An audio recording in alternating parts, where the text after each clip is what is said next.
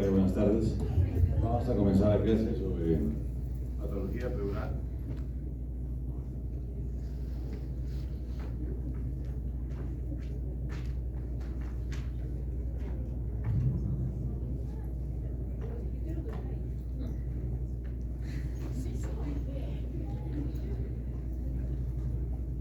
Sobre patología pleural. Es un capítulo grande también. Vamos a ver de que la pleura es una fina membrana que recubre los pulmones, ¿no? Tienen unas imaginaciones que van a ser hacia la zona de las cisuras. Entonces hay una pleura mediastínica que está pegada al mediastino, hacia el diafragma y hacia la pared costal, ¿no? Pero es una sola membrana que tiene esas imaginaciones. Tiene la pleura que va acompañada de la cisura mayor en el lado derecho y la cisura menor en el lóbulo medio, de la cisura mayor y la cisura menor. Este mesotelio, cuando se ha cultivado, puede secretar factores quimiotácticos, por lo tanto puede participar en la inflamación, ¿no? Con la producción de atracción de neutrófilos, monocitos y transformados en macrófagos, ¿no? Es capaz de migrar para funciones de reparación y transformarse en macrófago.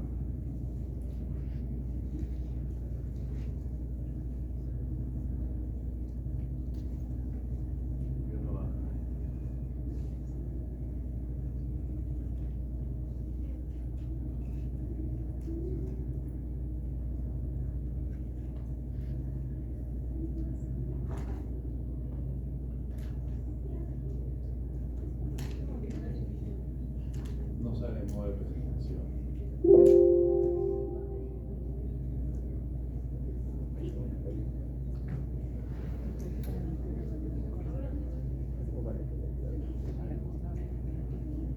Bueno, no sé por qué no sale en modo de presentación, ¿no? Entonces, esta célula mesotelial tiene una actividad metabólica, iniciar los procesos de la cascada de la inflamación, cambios en la permeabilidad de la membrana pleural y segrega componentes del tejido conectivo, ¿no? Y puede intervenir en la formación de la matriz conjunta del pulmón adyacente. De ahí que también tiene una importancia en la patogénesis de la fibrosis pulmonar. La vascularización de la pleura, cuando se estudió las pleuras o cuando se estudia animales, los que son menos de 30 kilos, como los ratones, a veces no es la misma fisiología que en el humano. En el humano tienen que usarse animales con más de 30 kilos, como el carnero, el cerdo, el perro, animales grandes, animales pequeños. Entonces, lo que se ha visto es de que la pleura visceral es la que no tiene inervación, la que está inervada es la pleura parietal, ¿no? Es la inervación. Y en la pleura visceral es un tejido conjuntivo sin terminaciones sensitivas, ¿no? Está irrigado por la circulación bronquial y el drenaje venoso y linfático, el venoso es a las venas pulmonares y el linfático al sistema linfático pulmonar. Y la pleura parietal es la que tiene el sistema linfático y es por donde se drena todo el líquido pleural, todo el líquido linfático, y es muy importante en mantener los sistemas de aquelaramiento del agua pulmonar. Y es un sistema de un fino endotelio. No es como los vasos, ya sean arteriales o venosos, ¿sí? Esto no, solamente son células endoteliales que se pueden dañar. Por ejemplo, el paciente con neumonía, el paciente con COVID, por tantas neumonías severas, eso se daña. Entonces, si ese paciente hace insuficiencia cardíaca en algún momento de su vida o insuficiencia renal, ustedes saben que son pacientes que van a acumular líquido y ese líquido se va a acumular en la pleura.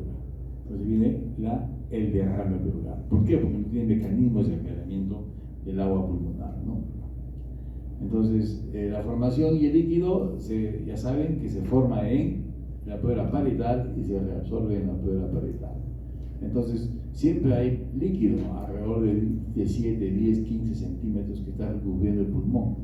Entonces, el espacio pleural se acumula por aumento de la presión hidrostática, por ejemplo, cuando hay aumento de estados congestivos, disminución de la presión pleural, las atelectasias.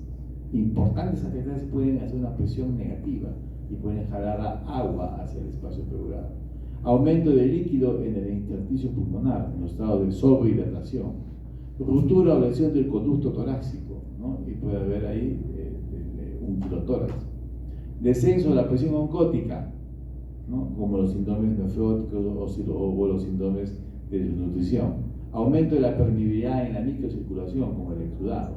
Llegada de líquido al espacio peritoneal por las comunicaciones transdiafragmáticas, por ejemplo. Y lo más importante de todo, la causa más importante es el deterioro del drenaje linfático. Esa es la causa más importante.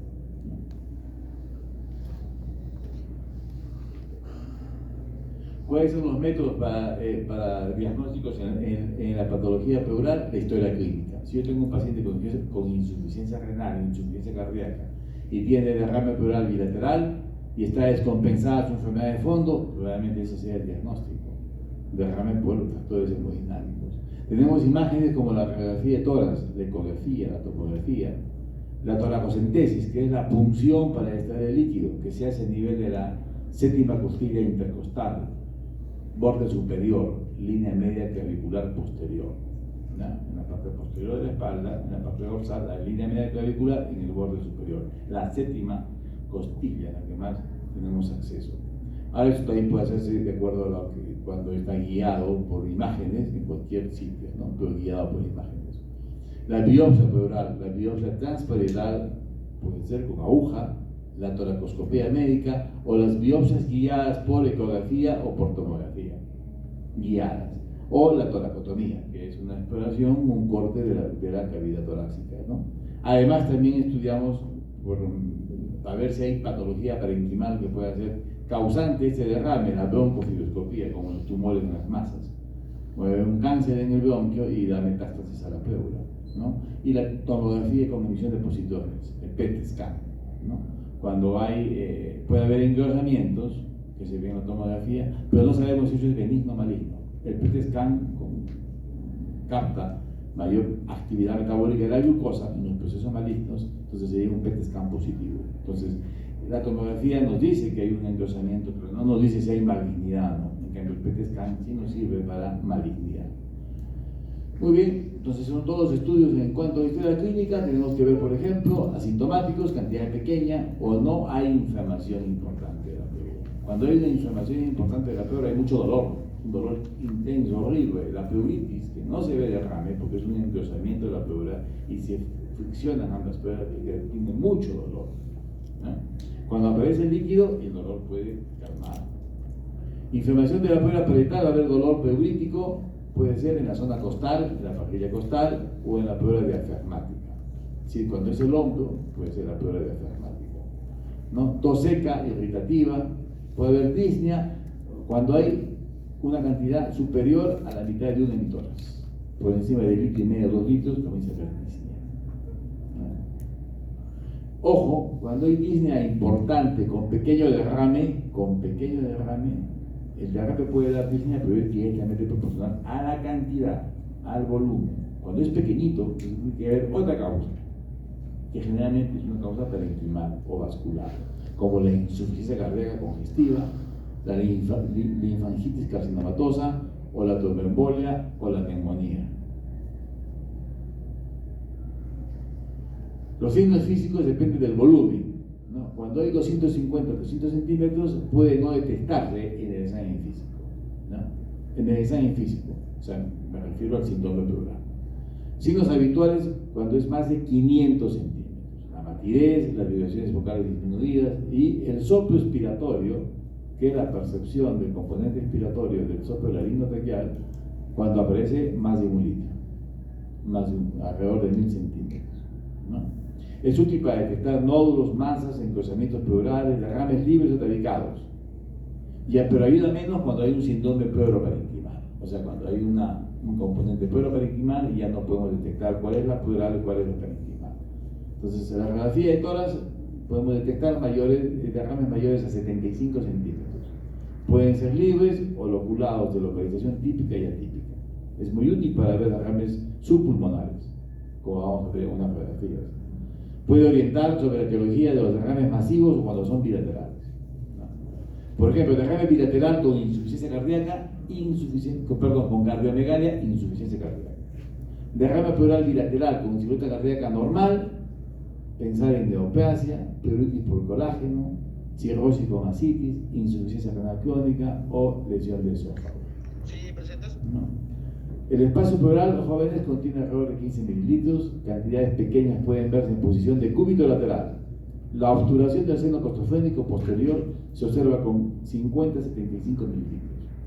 La imagen del menisco, o sea, la borración del seno costofrénico lateral, aparece con líquidos alrededor de 150. Recuerden que la cavidad pleural puede acumular hasta 6 litros, ¿no? Este es el borramiento del seno costofrénico lateral con 150, y la obturación del seno costofrénico posterior con 75. Cuando el paciente tiene esto, yo puedo, ¿y por qué no es un engrosamiento pleural? Si yo veo esa obturación, ¿por qué no es un engrosamiento? No es un engrosamiento. Cuando uno lo pone en decúbito lateral, ve cómo esa opacidad se distribuye en forma homogénea. Cuando es más de 1 centímetro, o sea, más de 10 milímetros, es el líquido que se está dispersando. Si vemos que no hay un velamiento entre la pared y el pulmón, entonces sería un engrosamiento en la base. Ahí vemos más cantidad de líquido, se ve la línea de Damasao, ¿no? Es esa línea que se puede ver acá, esta línea, esta es la línea de Damasao, esta línea, ¿no? Estos son igual, ahí está la línea, ¿no? Derrame en la cisura. Ahí tenemos que hay un derrame con un desplazamiento del mediastino. Todo el mediastino ha sido desplazado. Entonces, desplazamiento del mediastino. Acá tenemos una elevación del diafragma, ¿no? Vemos, ustedes saben que el diafragma derecho realmente está más elevado que el izquierdo, pero acá está más elevado el izquierdo. Entonces, cuando el paciente se le echa en decúbito dorsal, entonces vemos que todo el pulmón se vuelve blanco. ¿Qué quiere decir? El agua se ha desplazado. Entonces, es un derrame subpulmonar. Es muy útil para ver el derrame subpulmonar. Mejor que usted vea que la tomografía, porque la tomografía ustedes saben que se echa uno echado, entonces todo el líquido se va ahí. En cambio acá hay diferente transparencia del pulmón, ¿no? De un mismo sujeto. Entonces de pie, supino, y este en decúbito. Muy bien, la tomografía nos es muy útil cuando hay un síndrome pleuroparenquimal, ¿no? Y nos permite identificar lo que son masas, las estructuras del mediastino, y también permite valorar derrames tabicados, ¿no? Es muy importante acá, por ejemplo, uno ve todo un velamiento en el hemisferio izquierdo. Entonces, acá llama la atención una cosa, que no está dispersado el mediastino, ¿no? Incluso la arteria que está hacia el lado izquierdo. Entonces, si vemos la tomografía, vemos que hay un colapso de la luz bronquial. Entonces hay una telestasia. Y si hacemos una bronco y el derrame. El derrame es poco, esto nomás es el derrame, esto es el derrame y esto es la parte parenquimal, el colapso, por una obstrucción de la luz. Uno hace una broncoscopía y encuentra un tumor en el bronquio, ¿no? O podemos ver esos engrosamientos de la pleura y uno puede guiar a tomar una tomografía. Cuando hacemos comparar con una toracoscopía, vemos esas lesiones segmentarias. Igual acá hay un engrosamiento de la pleura, solamente acá, ¿no? Y en una toracoscopía se ve como una salchicha. ¿Sí? Entonces esa es la utilidad que tiene la tomografía para la patología pleural. La resonancia magnética nuclear no tiene mucha aplicación en el pulmón, ¿no? Solamente se dijo que los exudados pueden tener una señal más luminosa, los exudados, es un tono brillante, ¿no? Podríamos decir, si es brillante sería un exudado. Cuando es un exudado es porque la pleura está enferma. Muy bien, esto es importante, el síndrome del mediastino quieto, cuando se ve que no está desplazado el mediastino. Cuando no está desplazado el mediastino, generalmente son lesiones. Otra vez no corre.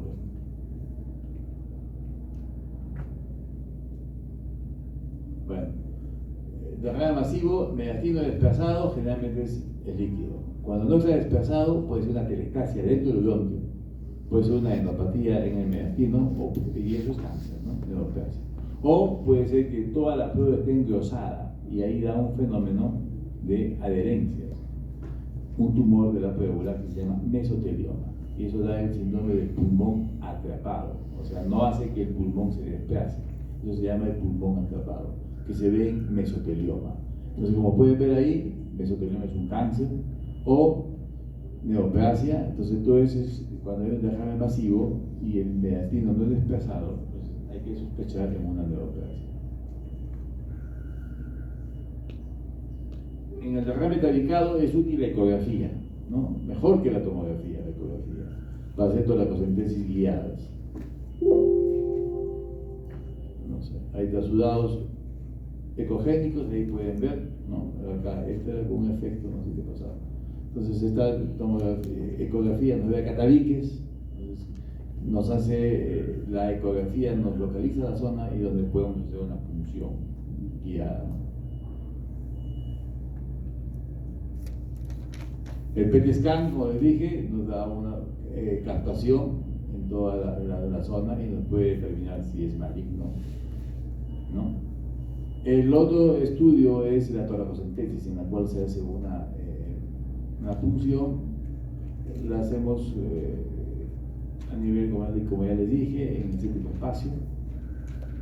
Nos va a determinar sobre todo su análisis citoquímico, si es un exudado o un trasudado.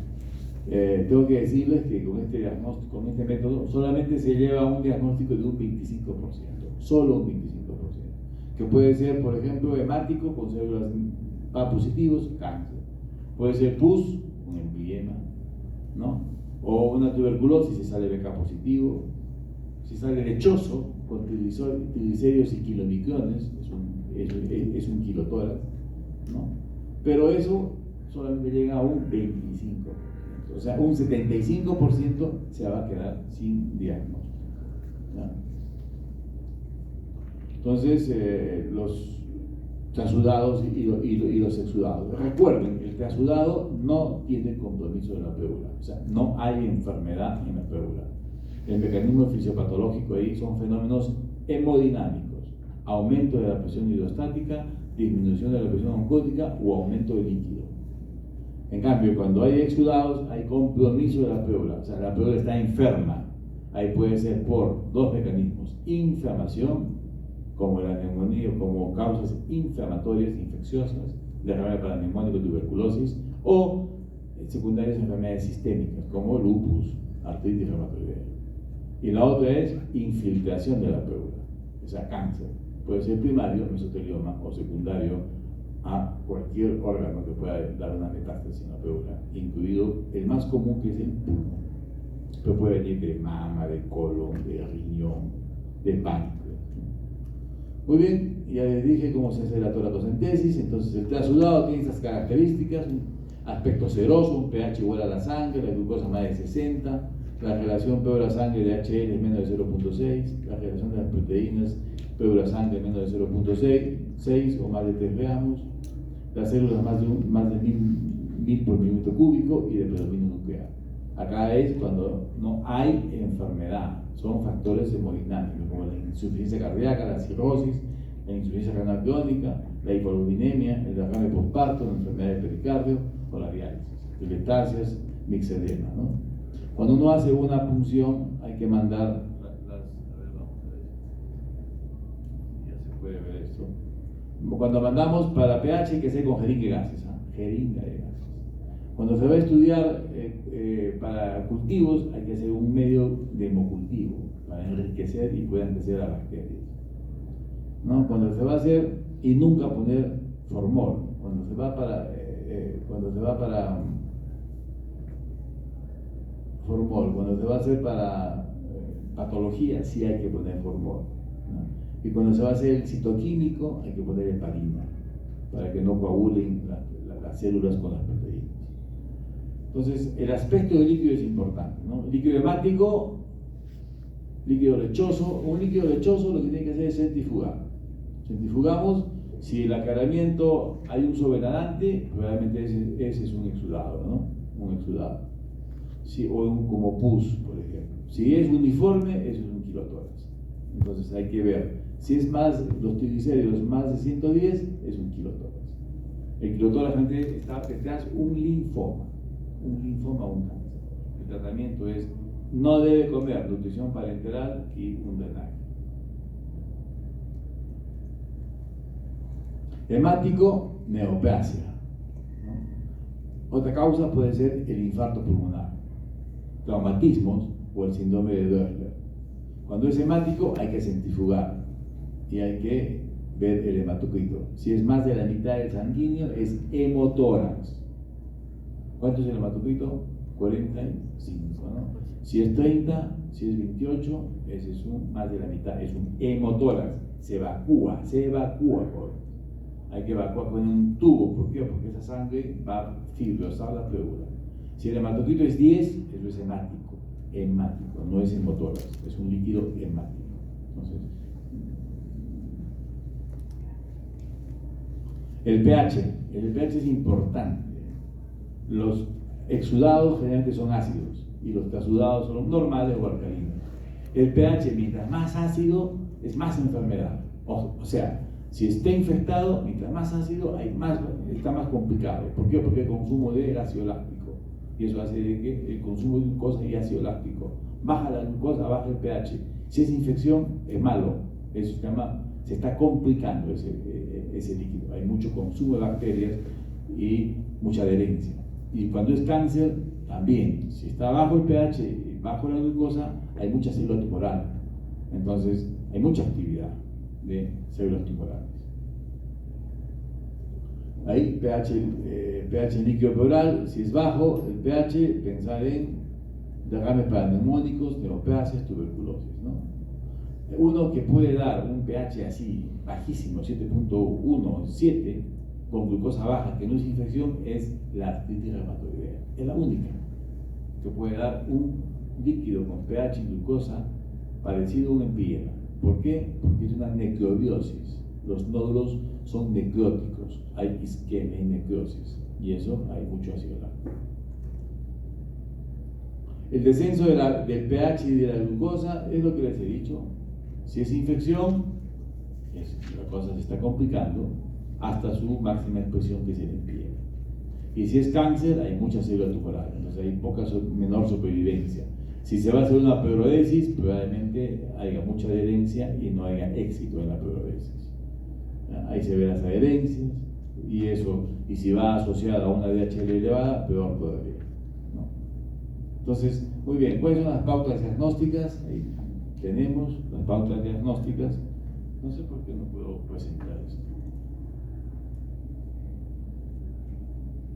No se puede, debe ser algo de formato, ¿no?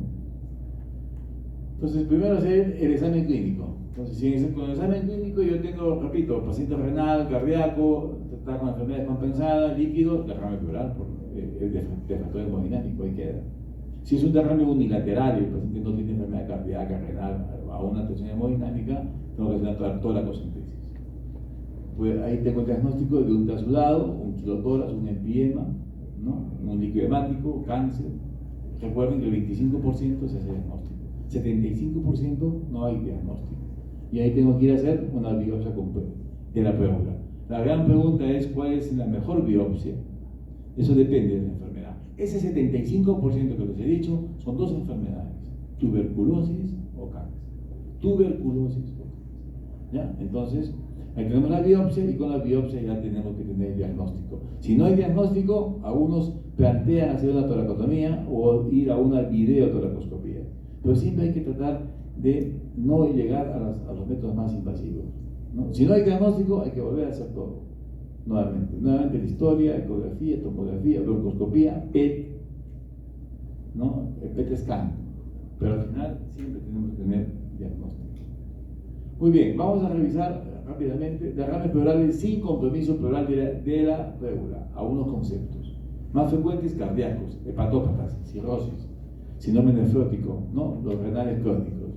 Menos frecuentes: enfermedad del pericardio, diálisis peritoneal, urinotórax, postparto, mixedema, síndrome de la vena cava superior, arteritis pulmonar, iatrogenia.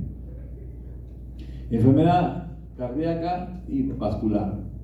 Cuando son por falla cardíaca, suelen ser bilaterales o más derechos. No sacar más de 500 o 600 centímetros si el paciente tiene insuficiencia respiratoria aguda. ¿ya? No sacar más. Recuerden que la pleura no es un balde, no es un espacio inerte, tiene un factor hemodinámico. Ustedes lo botan, se vuelve a llenar. Hay que corregir la insuficiencia cardíaca, ¿no?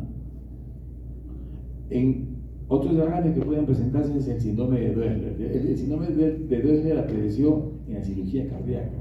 Los operan y a los 3 meses, durante las 2 o 3 semanas hasta 3 meses pueden presentar derrame. Eso también se ha visto en infarto, se ha visto en cirugía, en traumatismo de tórax, en los implantes de marcapasos y la angioplastía. Hoy en día se hace mucha angioplastía, es una de las primeras elecciones para el tratamiento de la cardiopatía coronaria, para el infarto. Después de un stent, te revascularizan. Y eso, pues, luego aparecen derrames pleurales, síndrome de Dressler. El tratamiento es antiinflamatorios no esteroideos o corticoides, ¿no? Orales, y va muy bien. La tromboembolia pulmonar y el derrame suele ser un líquido hemático, a veces con eosinofilia y en poca cantidad. Derrame pleural en los pacientes postquirúrgicos. En cada de los postquirúrgicos hay que ver 2 cosas: asintomáticos o sintomáticos, y tempranos y tardíos. Los tempranos generalmente están en relación a la cirugía, no se toca los tempranos, ¿ya? En cambio, los tardíos, eso sí habría que estudiar, ¿ya?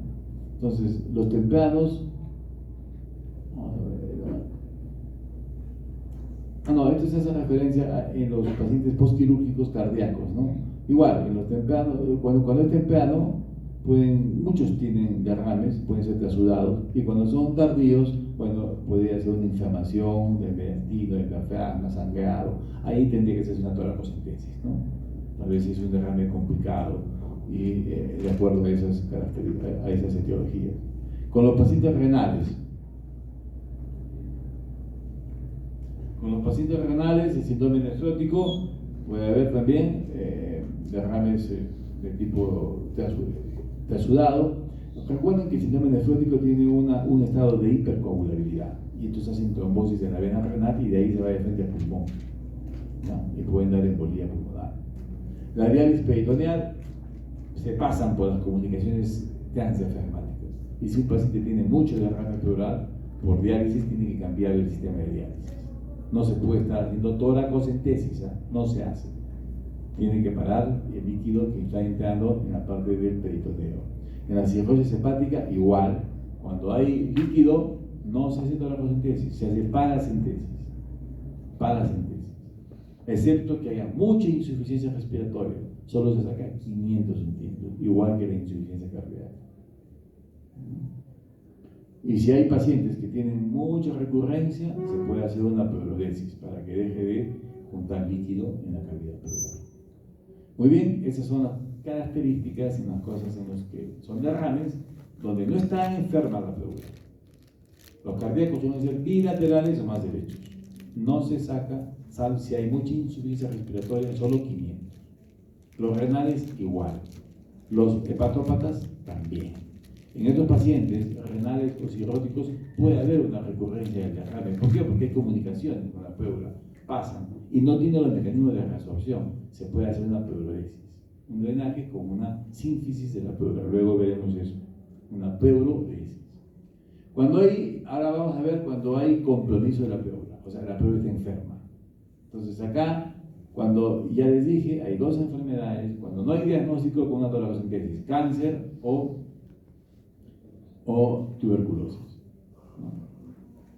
Entonces puede ser neoplasia como mesotelioma, tumores pleurales secundarios, tuberculosis pleural, derrames pleurales exudativos como infecciosos, el empiema o el derrame paraneumónico, o enfermedades del colágeno como la vasculitis. Entonces, pruebas sugestivas para neoplasia: pH bajo, glucosa baja, ¿no? Eso indica que hay extensión de enfermedad de la pleura. Marcadores tumorales, como los adenocarcinomas, ¿no? Los marcadores no sirven para linfomas o mesoteliomas, y las cosas que son sugestivas para tuberculosis es un citoquímico con glucosa normal, pH normal, y puede haber mononucleares, puede dar ADA positivo por encima de 40, ¿no? Lisocimas o interferón gamma, ¿no? Interferón gamma positivo en el líquido pleural, o una reacción en cadena de polimerasa como el gene ESPER. puede hacer en el líquido pleural, no sale positivo, son cosas que no son sugestivas de tuberculosis, ¿no? El diagnóstico definitivo para estas dos entidades es la biopsia, sacar un pedazo del cerebro. Y esa biopsia se puede hacer con aguja, por toracoscopía o por toracotomía. Recuerden que la toracotomía es lo último que se debe hacer, pero hay situaciones donde no hay toracoscopía, tendría que hacerse toracotomía, ¿no? O biopsia pleural con aguja. Las agujas pueden ser Abbas, Cupet, Castellani, Boutin, pero depende del rendimiento, ojo, tanto para TB como para cáncer, depende del rendimiento. Recuerden esto, la fisiopatología. En la TBC es como un lija, hay como una granula, es un lija, toda la prueba está granulada, toda.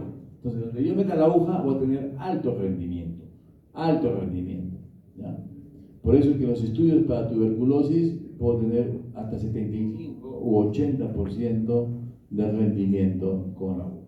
Eso aumenta cuando hay esparticia, 80-85%. ¿Ya?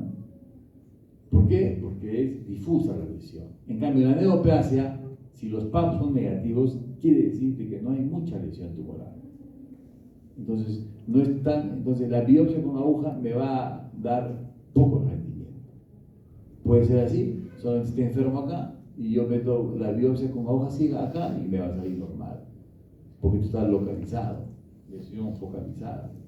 Entonces, por eso que los estudios con aguja no llegan para cáncer no llegan al 44%. El Papa Nicolau tiene más positividad, 44%. En cambio, con la toracoscopía se llega casi al 100% con toracoscopía. Entonces, para los derrames malignos, ¿no? ¿Cuántas toracocentesis deben hacerse? En los derrames malignos son los más comunes, aquellos que no pueden tener diagnóstico, ¿no? Inicialmente. Tuberculosis y cáncer. De diagnóstico final, derrames malignos y tuberculosis. Lo que les dije, acá está el 75% que no hay diagnóstico con una toracocentesis. Los diagnósticos de certeza para el cáncer son las células positivas o tejido, ¿no? La citología nos da 62%. La biopsia con aguja ciega, 44%. Y la toracoscopía, lo que se mira en la prueba, 95%. ¿Ya? Entonces esto ya lo hemos presentado, la toracoscopía casi 100%, ¿no? Ahora, ¿por qué esa alteración?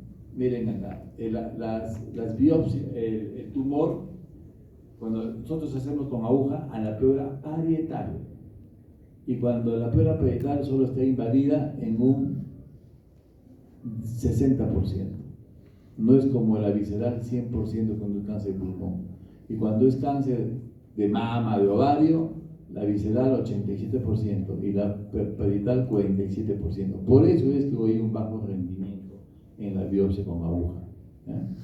Por esa es la razón, ¿no? No llega a una rentabilidad de 65%. Hay cánceres, ¿cuántas citologías, cuántas funciones se deben hacer? Máximo 2. Es como el BK, 2 BKs. No 5, 6, 7, sale negativo, va a salir negativo. 2 salen negativo, la primera 63%, la segunda 70%, la tercera 70%, la cuarta 70%. No va a subir, no va a aumentar. Y si es negativo, va a ser negativo. Entonces, ¿por qué una neoplasia puede tener PAP negativo? ¿Por qué? Las razones pueden ser porque existen escasas lesiones neoplásicas, entonces pocas células en el líquido. La otra es que existan lesiones neoplásicas abundantes, pero de citología difícil, que ningún patólogo puede dar, mesotelioma, linfoma. Necesitan tejido, no células, para hacer el diagnóstico. Y la otra son algunas que no sueltan. Hay tumor, pero no la sueltan las células. También hay heridas, como el epidermoide, o el adenocarcinoma, o el carcinoma de células pequeñas, el microcítico. Son las razones por las cuales puede haber un PAP negativo existiendo buena cantidad de células neoplásicas.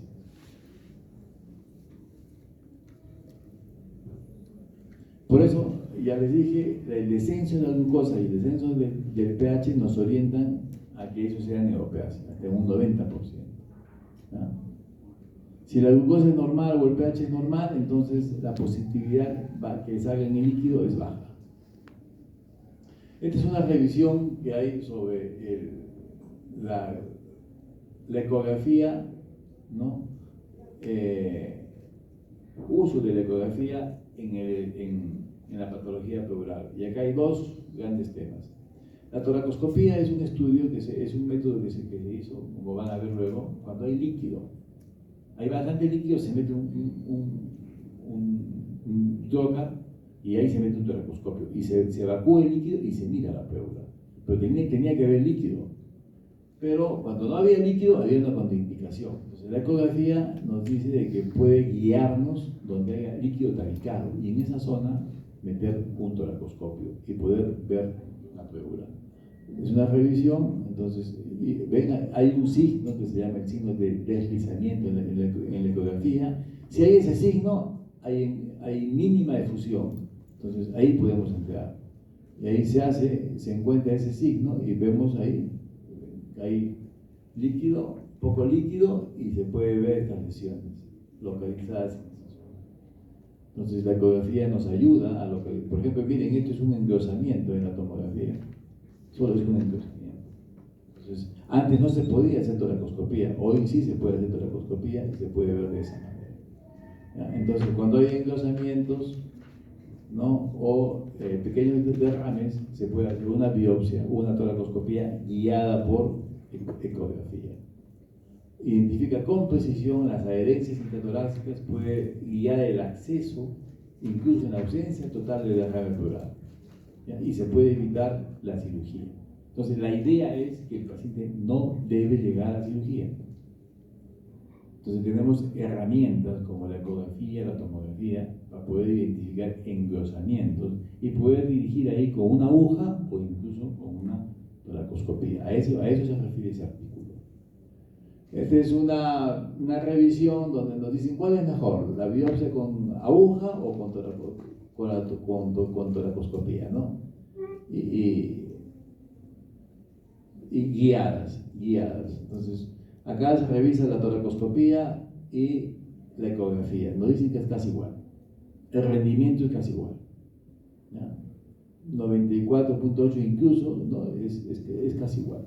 Alrededor del 90%, tanto para la tomografía como para la ecografía. ¿Ya? Entonces, vamos a pasar. Entonces, podemos de este artículo se dice de que si la ecografía y la tomografía nos ayudan para guiar a procedimientos, entonces es lo que tendríamos que usar cuando hay engrosamientos o zonas localizadas. Vamos a pasar a esto. La videotoracoscopía es el estándar de oro para el diagnóstico del derrame pleural maligno. Eso es esta toracoscopía se hace, la videotoracoscopía lo hace un cirujano en sala de operaciones, anestesia general, un tubo de doble lumen, hay que colapsar un pulmón y trabajar en el otro, ¿no? Y la otra es la toracoscopía médica que se hace en una sala común con anestesia local, el paciente no está intubado y un solo tubo.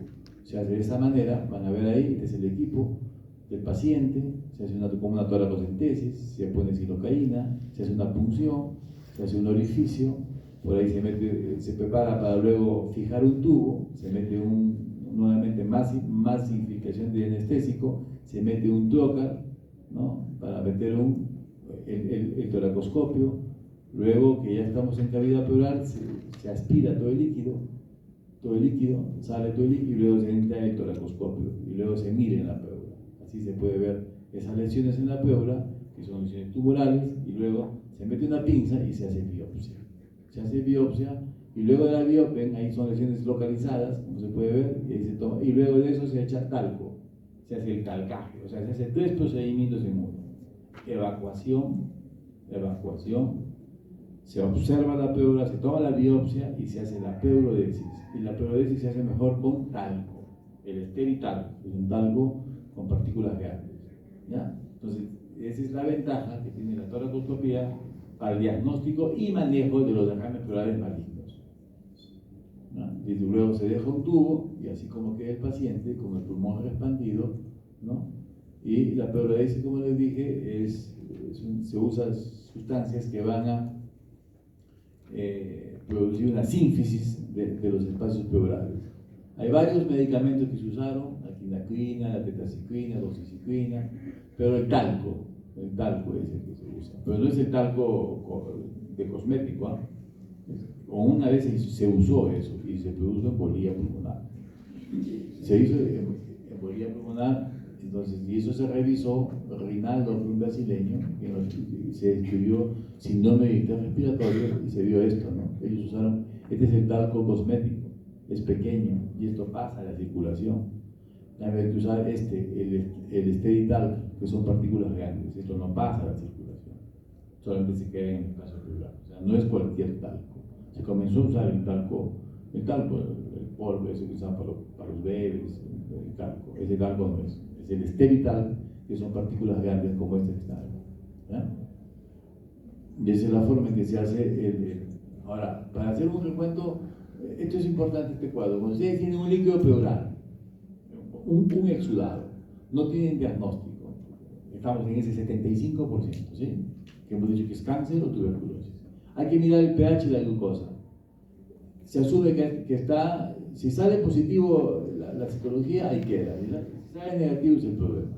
Si están altos, o sea, normal, o sea, no hay descenso, lo más probable es que sea una neoplasia.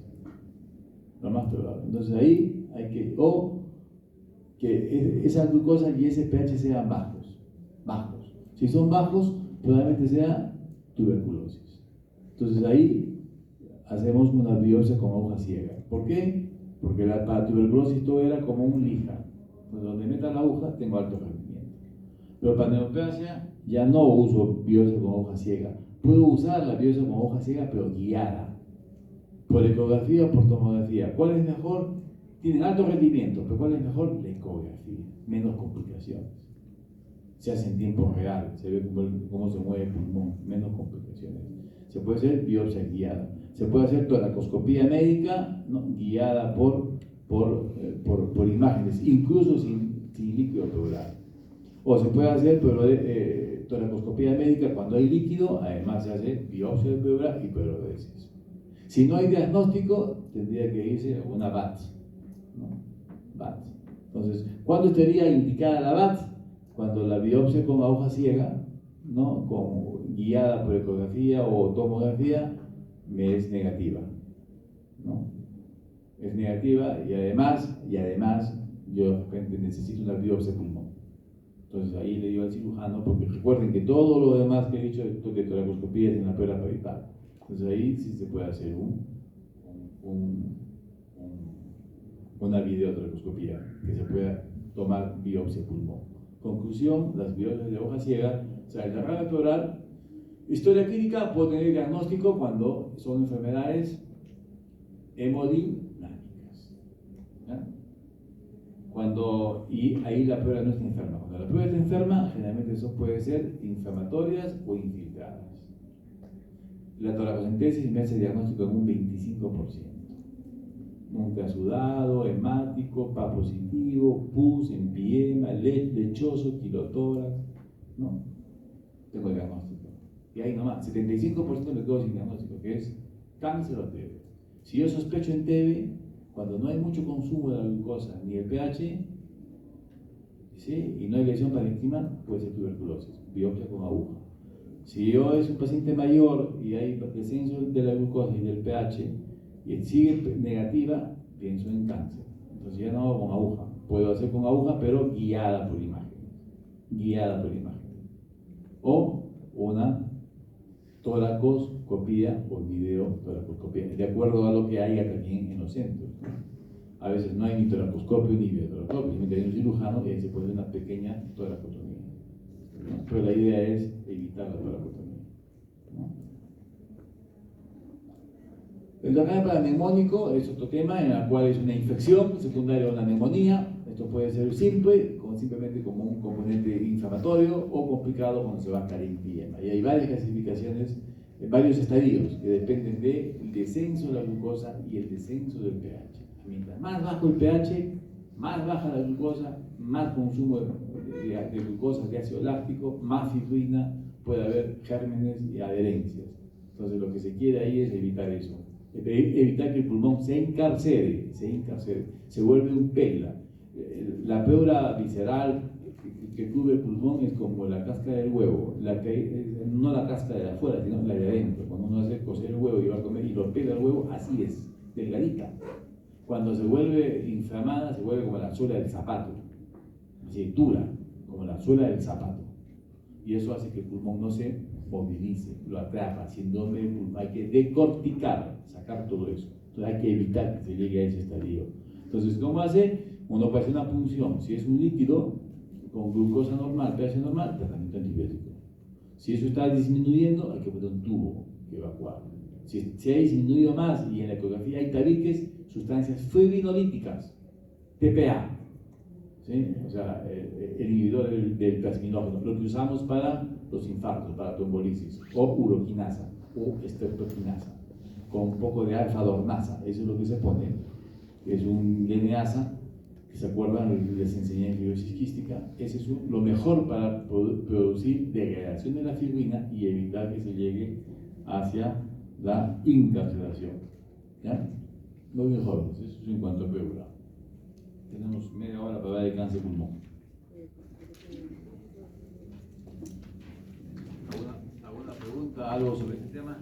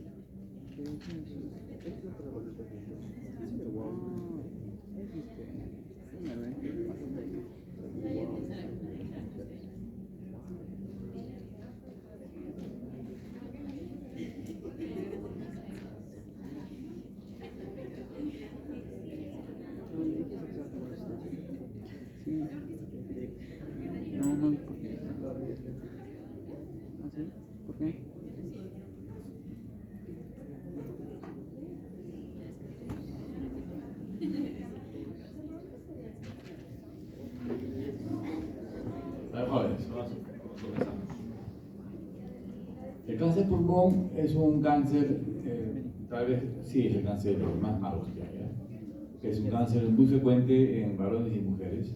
En varones está dentro de los primeros cánceres, sumado con el cáncer de próstata y pulmón. En mujeres mama, pulmón, tubo digestivo, ¿ya? Y cuello uterino. Este cáncer tiene la mortalidad de este cáncer de pulmón es la sumatoria, es más que todos los cánceres más frecuentes. O sea, por ejemplo, de 100 cánceres de mama, estadios tempranos estoy hablando, estadios tempranos, de 100 cánceres de mama se mueren 5. De 100 cánceres de colon se mueren 5. De 100 cánceres del cuello uterino se muere 1 temprano. O sea, de 300 personas se han muerto 10, ¿no es cierto?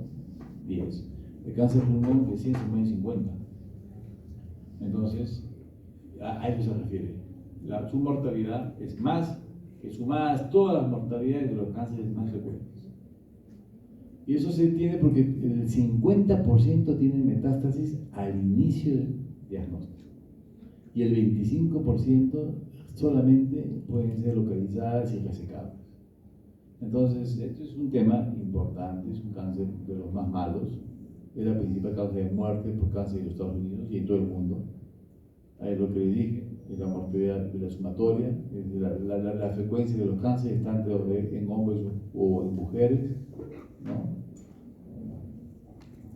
Esto es interesante, miren cómo en el año 97, o sea, casi el 2000, casi 2000, 1997, casi en el 2000, el estadio 1A, a los 5 años 61%.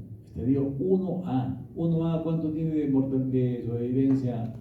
supervivencia en cáncer de cuello uterino? 1A, 100%, se cura. Cáncer de mama, 100%, se cura. Cáncer de pulmón, 60%, o sea, 40% de mortalidad. Entonces, ¿qué les dice eso? ¿Qué pueden deducir? Si fueran investigadores, ese era el score, o sea, el famoso TNM. 1A, 1B, 2A, 2B, 3A, 3B, 4A. 4. Con 4 o 1%, casi nadie vive, ¿no? Quiere decir de que es muy agresivo, ¿cierto? ¿Qué más? O que algo está fallando. O sea, ese 1A, de repente pues no era 1A. De repente era un tumor de 5 milímetros, vamos a poner 8 milímetros, que ni se ve la gravedad, pero que ya dio metástasis. ¿Sí? ¿Puede ser, no? Sí. Entonces le han sacado el tumor como 8 milímetros, pequeñito, tratamiento de lobectomía, sacan el óvulo, pero ya quedó la metástasis, que no se identificó. ¿Sí? Podría ser, ¿no? Eso era. Eso es. Por eso que comenzó a revisarse el famoso TN. Y vamos ya en la octava, y vas a ir a novena. Se va revisando, y eso va cambiando la sobrevida. Y este es uno, pues lo he puesto ahí porque recuerden esto, 2000, no es tan antiguo, 2000. Con 2000 ya teníamos muchas cánceres de mama, de cuello, colon, eso se cura. En 2000, 1A, 60%. Entonces eso nos hizo ver a los investigadores que anda mal. Entonces tenemos que cambiar todo, cómo hacemos el TNM, todo. Y de eso se trata, ¿no? Entonces, primero, bueno, tengan en cuenta eso. ¿Cuáles son los factores de riesgo? Vamos a pasar rapidísimo. Tabaco. El primer factor de riesgo y la contaminación de elementos, como el humo, el carbón, la minería, las sustancias radioactivas, lo que respiramos todos los días, el monóxido de carbono, las partículas por millón, todo lo que nuestras autoridades nos hacen respirar porque no hay controles de salud pública, no hay control. Y ojo que acá está todo lo que comemos con la minería ilegal, que contamina los ríos, y eso que hace que los tubérculos, las hortalizas, todo lo que comemos esté contaminado con componentes de la minería, ¿no? Que usan químicos. O los insecticidas, que no tienen, como ustedes vayan acá a la avenida Parra y vean ahí, todo tiene metabodona, eso está prohibido. Por eso es que para los tratados de libre comercio no te aceptan, te hacen análisis del suelo, te meten una jeringa de 3 metros, una jeringa como 3 metros, sacan el agua, sacan todo, y eso se lo llevan. Y eso lo pasan, ven los elementos que hay. Entonces, si tú estás regando con un agua no certificada, te anulan. Los abonos, se encuentran químicos prohibidos, te anulan. Tiene que ser con elementos orgánicos. ¿Por qué? No es porque sean exquisitos, es porque están cuidando a su gente, porque no les puede dar de comer cosas cancerígenas. Por eso que tenemos tanto cáncer, sin que la población fume mucho. Acá no se fuma mucho, o sea, no se fuma mucho, es fumar una cajetilla por día, mínimo, durante 15 años. Gente fuma socialmente 4 o 5 cigarros, 2 o 3 en la noche, pero eso no es factor de riesgo para cáncer. Pero tenemos más cáncer que ellos, que ahí sí fuman desde los 12 años, una cajetilla. Y es porque respiramos cancerígenos, comemos cosas cancerígenas. Esas son cuestiones de salud pública. O sea, prevención. Muy bien, los factores de riesgo, ¿no? Entonces, los fumadores, eso está demostrado, con la cantidad de cigarrillos, ya les he dicho, 15 años, 20 por día. ¿No? El abandono del hábito de tabaco también puede ser relacionar lesiones precancerosas en 15 años, ¿no? En 15 años tengo el factor de riesgo. Si yo fumo y dejé de fumar, recién a los 15 años, tengo el riesgo normal de toda la gente, como si no hubiera fumado. ¿Ya? El amianto es para mesotelioma. Entonces, ¿cómo se clasifica? Hay una clasificación por anatomía patológica: el cáncer de epidermoide, el adenocarcinoma, el carcinoma indiferencial de células grandes, ¿no? Carcinoma microcítico o ATSEL, y otros como el adenoescamoso, el carcinoide, carcinosarcoma, adenoide quístico. Esto es lo que el patólogo mira, de acuerdo a la morfología. Pero acá solamente nos interesa desde el punto de vista clínico el cáncer oncogénico de células pequeñas, el OATSEL, células pequeñas, que es este de acá, que era microcítico, y lo demás se ha puesto todo un grupo de cáncer oncogénico, no células pequeñas. ¿Por qué es esto? Porque células pequeñas, ya, es que esto cambia el TNM, o sea, para este no hay TNM, para este es quimioterapia, porque es una enfermedad que se considera sistémica. Si tú operas eso y lo dejas así y piensas que va curado, no, por eso que la mortalidad cambió. El TNM es para cáncer oncológico no células pequeñas, ahí sí hay que clasificarlo bien, ¿no? Entonces, el cáncer oncogénico, este viaje es importante, el pronóstico tiene que ver con el nivel de metástasis linfática. Estos son los conceptos que han cambiado. Entonces, yo tengo un cáncer, un tumor, puede ser 5 milímetros, 10 milímetros, 20 milímetros, 30 milímetros, 7 centímetros, no importa. Lo que tengo que saber es que hasta dónde llegó. Y eso hay que mirar los linfáticos. Y los linfáticos, ya les digo, el mediastino. Si está tomado el mediastino, ya no se opera. Eso se llama N2. Si está tomado el mediastino, no se opera. ¿Ya? Entonces, tenemos que ir a ver bien el mediastino, buscar el mediastino, técnicas para evaluar el mediastino. ¿Por qué? Porque ese es el punto de partida. Si llegó al mediastino, ya no se opera, independiente del tumor. Puede ser 1 centímetro. Pero si ya tiene ganglio mediastino N2, no se opera. Muy bien, entonces, ojo con esto, ¿ah? El cáncer, el pronóstico, o sea, esa mortalidad a los 5 años, tiene que ver con el nivel de metástasis linfática. Lo que pasa es que antes se operaba un tumor pequeño, como 1A, pero tenía compromiso en el mediastino. Pero no se detectaba porque no había los métodos de diagnóstico. Entonces era una falsa clasificación. Por eso que teníamos alta mortalidad. Para unos estadios iniciales, teóricamente iniciales. Muy bien. El cuadro clínico, vamos a pasar rápido, los síntomas, todos lo conocemos. Si hay irritación, tos seca, si se ulcera el tumor, puede botar secreción mucosa, incluso hemoptisis. Si va hacia la pared, dolor. Si hay obstrucción, roncos sibilantes, disnea, ¿no? Extensión a la pleura, derrame, lo que hemos conversado. Si se comprime, si no bebe la cava superior, si obstruye el esófago, disfagia. Si altera el nervio recurrente, disfonía. Si altera el frénico, hipo, paciente con hipo persistente, hay que descartar que no haya un cáncer, ¿ya? Por compromiso del frénico. Síndrome de Claudio Bernard-Horner, ¿no? La tosis palpebral. Puede haber manifestaciones esqueléticas como la osteopatía hipertrófica o los dedos en palillo de tambor, como manifestaciones neuromusculares, o sea, que no tienen que ver con metástasis, ¿eh? Si es como un paraneoplásico. Neuropatía periférica, dolores, degeneración cerebral aguda, encefalomiopatía, poliomiositis, síndrome de Eaton-Lambert o la miastenia laicos, el paciente tiene debilidad muscular. Entonces son síndromes paraneoplásicos, son no metastásicos, ¿no? Son no metastásicos.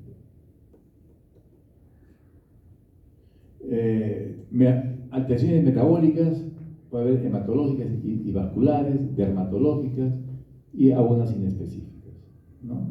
Ganglios, puede haber por metástasis, ya, esos son compromisos ganglionar, supraclaviculares, esto ya es irresecable, hepáticas, cuando hay dolor en el hipocondrio derecho, pacientes con hipotensión, hiponatremia, eso nos habla de compromiso de las suprarrenales.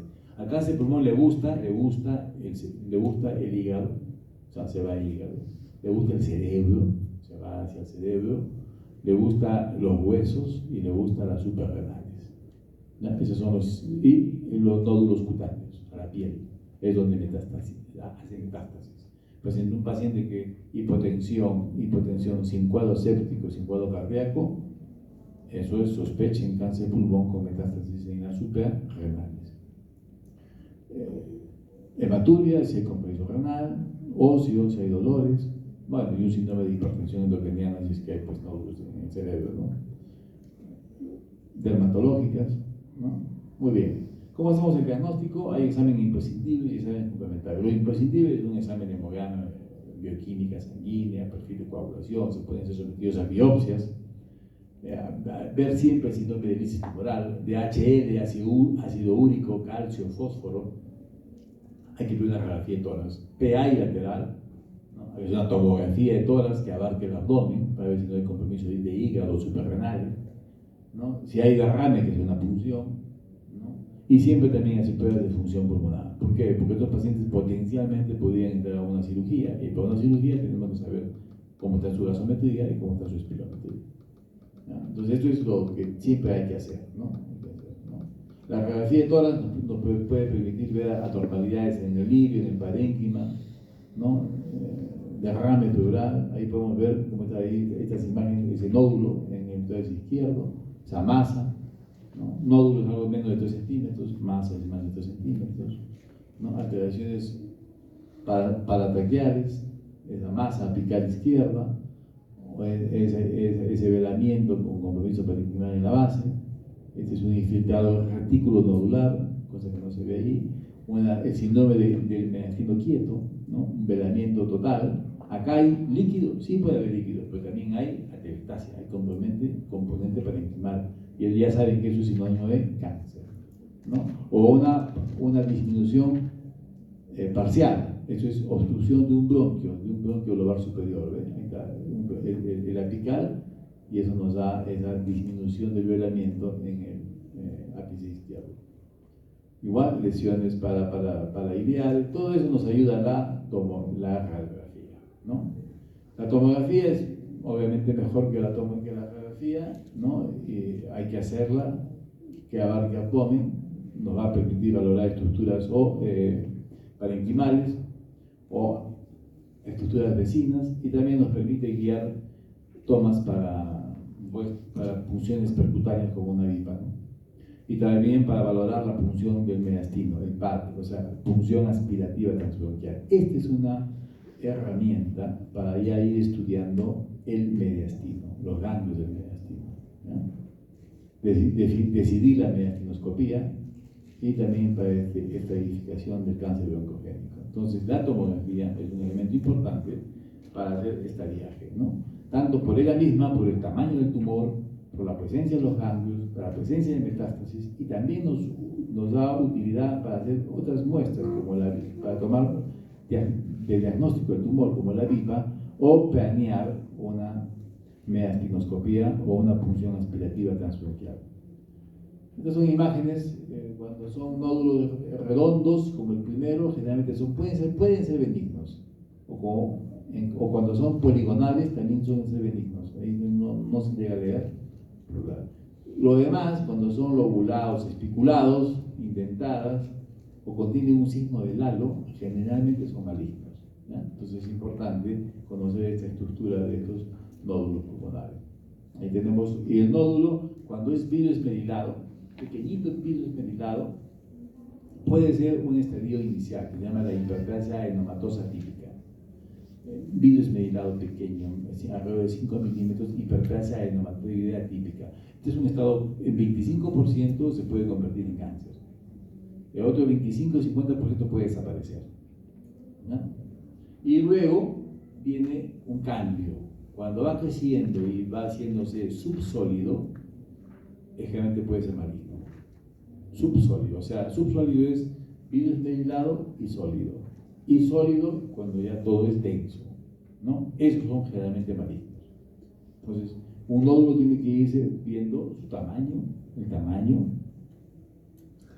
la característica, si es vidrio esmerilado, y el componente sólido. Cuando es mixto, se llama subsólido. O sea, tiene vidrio y sólido. Y cuando es sólido, no es sólido, ¿no? Entonces, los sólidos, gente, son malignos.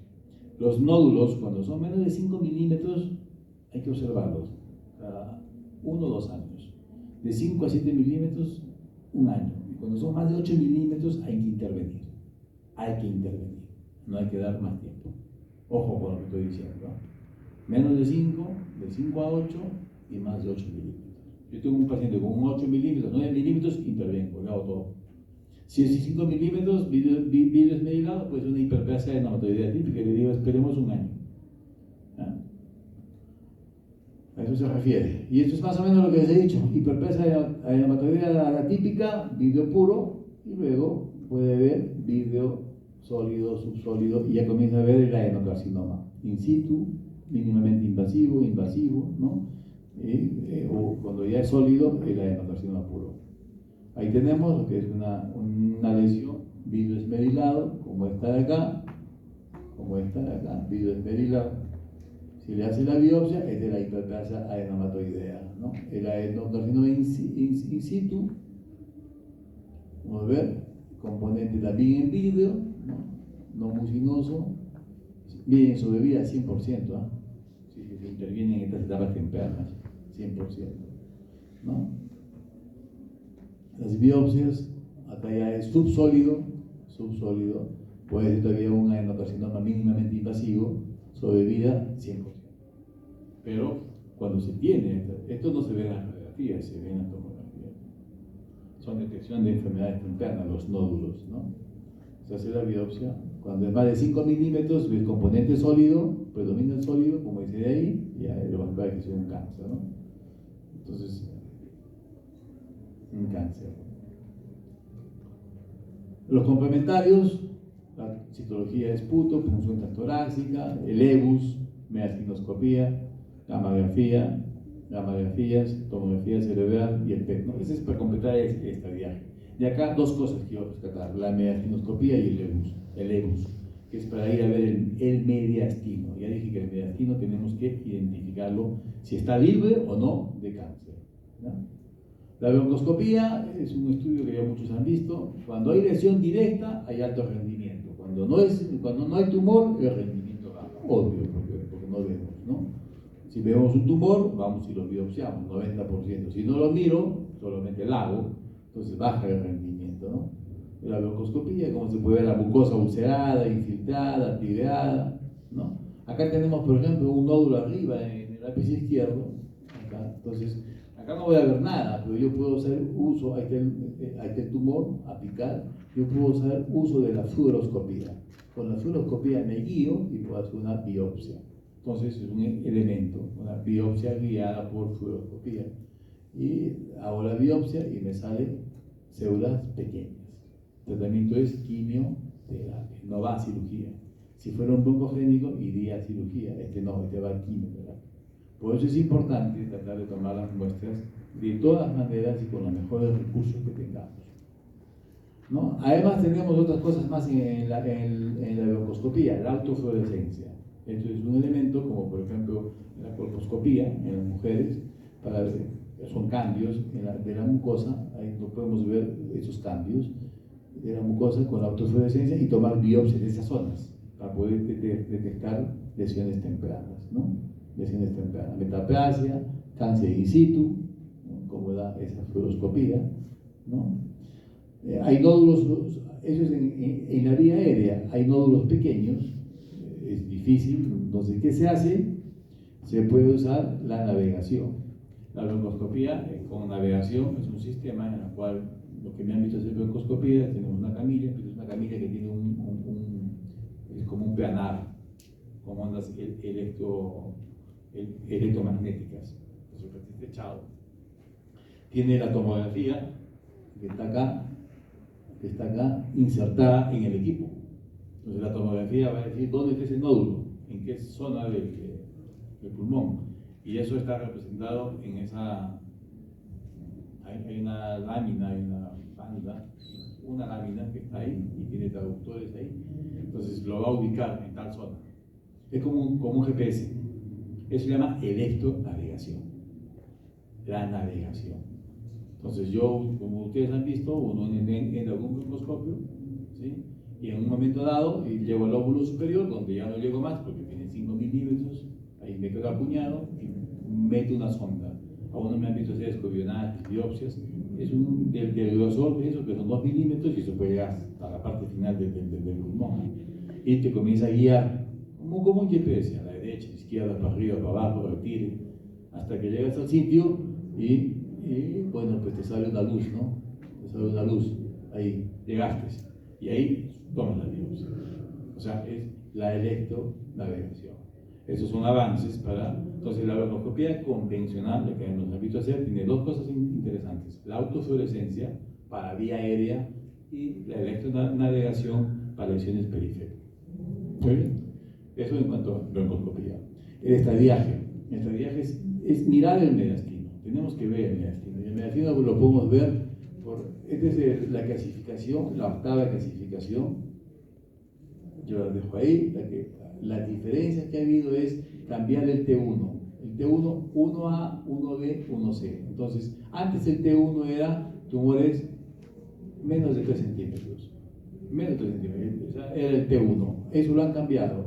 T1 es menos de 1 centímetro, T1B 1 a 2 y el T1C de 2 a 3.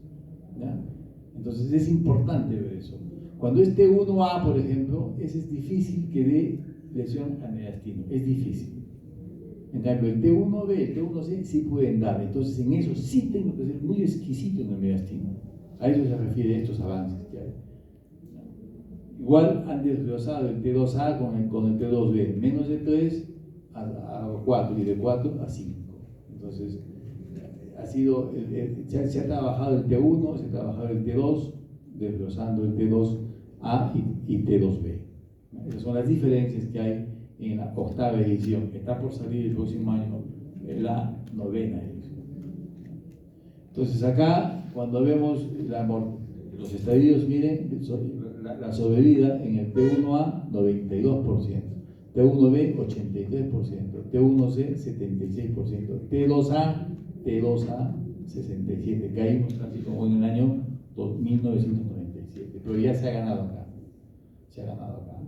¿Ya? Entonces, cualquier tipo de tumor tiene que ir con un estudio de negatividad en el mediastino. ¿Ya? Y para eso, para el mediastino, en un momento usamos el PET, la tomografía con emisión por positrones, ¿no? Si es negativo, se iba a toracotomía, y si es positivo, a mediastinoscopía. Eso acaba de cambiar. Positivo o negativo, se va a mediastino, se va ya no a mediastinoscopía. Eso fue un gol estándar antes, ahora se va a EBUS.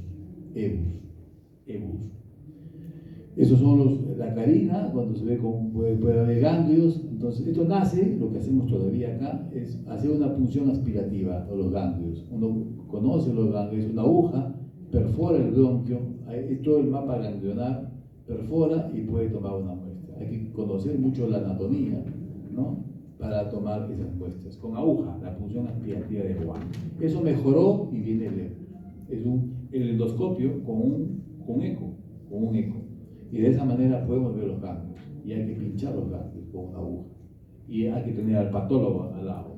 Y el patólogo al lado te dice que hay tejido linfoide, que hay linfocitos. Y además, hay puro linfocito. O sea, no es solo sangre, porque puedes pinchar mal los vasos del ganglio. Si tienes contenido de linfocitos, tienes que hacer como 7 o 8 muestras. No hay tumor, está libre ese ganglio de cáncer, está libre. Pasas a otro ganglio y así vas mapeando todos los ganglios. En uno sí, acá hay cáncer. 3 o 4 células cancerosas, ahí paras. O sea, ahí es un N2, ese paciente no se opera, ¿no?, independientemente del T, o sea, T1, T2. Pero ojo que el T1A casi no tiene lesiones. El T2, o sea, yo tengo un T2B o un T2C, tengo que hacer la mediastinoscopía. ¿Por qué? Porque puedo caer, si quiero mejorar a ese paciente su supervivencia. Entonces, a eso se refiere el EBUS, ese es el EBUS. Entonces, eso nos ha llevado a esta clasificación, ¿no? Estadio 0, estadio 1A, 1B, estos son quirúrgicos. Los pacientes pueden ser quirúrgicos, ¿ya? Después del 2 ya no son quirúrgicos, ya son tratamiento con quimioterapia, ¿no? Entonces A tiene ganglios en el mediastino, como pueden ver, ¿no? Tienen ganglios y estos ya no se van a operar. Entonces, la sobrevida, ¿no?, en el 1A, 92%, ¿no? 1A, estadio 1A2, 83, 1A3, ya les dije, 77%, ¿no? Muy bien, entonces, estos son lo que hay. La terapia farmacológica también ha tenido un gran avance, y los tratamientos tienen que ser guiadas, ¿no? Hoy en día ya no hay esas recetas como antiguamente, como docetaxel, plaquitaxel, cisplatino, sino se hace de acuerdo a la mutación genética, ¿no? Y de acuerdo a la mutación genética, miren, esto es lo que les decía, ¿no?, cómo ha mejorado la sobrevida de 53% a 77% y de 47 a 71, ¿no? Y con la última clasificación hemos mejorado hasta 92, 83, 76. Y la 9ª va a mejorar todavía. ¿Ya? Y esta es la caracterización molecular de las células no pequeñas. Esto es lo que dice el patólogo, pero esto es lo que dice la pieza de la biopsia con el estudio molecular. con el estudio de genes, y el tratamiento se puede orientar de acuerdo a los marcadores, ¿no? De los factores de crecimiento epitelial, endotelial, el LLK, el P53. Entonces, de esa manera se puede dar una terapia. Cuando se da una terapia dirigida, la sobrevida es mayor. Y para eso necesitamos, pues, caracterizar molecularmente al cáncer oncogénico de células pequeñas, ¿no? Y que ahí tenemos las drogas, cuando hay mutación en el GFR, erlotinib, ¿no? Afatinib, cuando es el LK, el crizotinib, ¿no?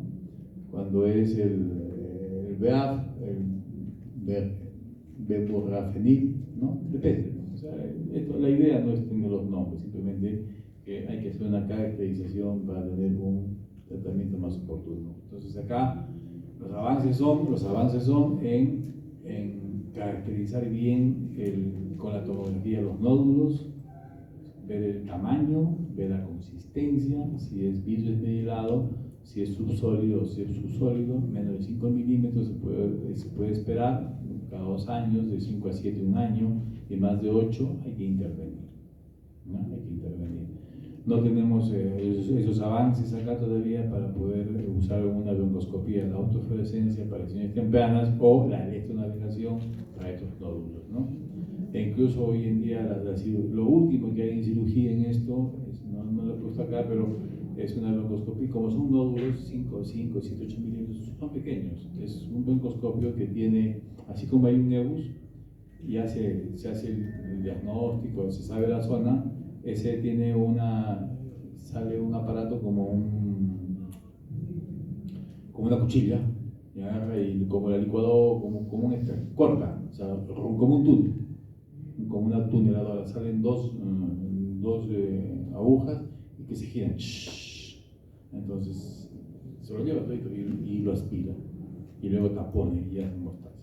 Entonces se puede sacar, ya no hay necesidad de hacer lobectomía, sino sacar esa lesión. Bueno, ya incluso hasta con robótica, ¿no? Para tener mayor precisión.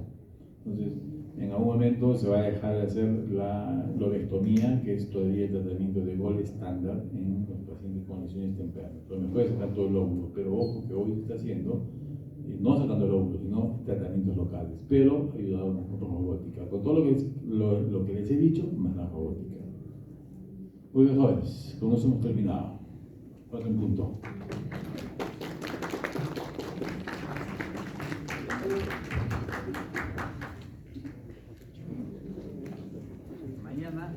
Mañana tenemos clases. Mañana sí podemos empezar un poco antes, ¿sí? 2:15 para hacer lo de enfermedades ocupacionales. ¿Ya? 2:15 entonces.